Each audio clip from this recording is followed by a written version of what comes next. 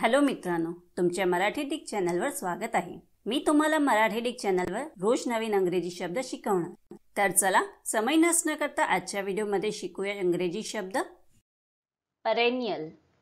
पेरेनियलचा मराठीत अर्थ बारमाही, बहुवर्षजीवी, चिरकाल टिकणारा, 2 वर्षापेक्षा अधिक काळ जगणारी वनस्पती, सततचा, निरंतर, नित्याचा, कायमचा किंवा सतत चालू राहणारा होत आहे।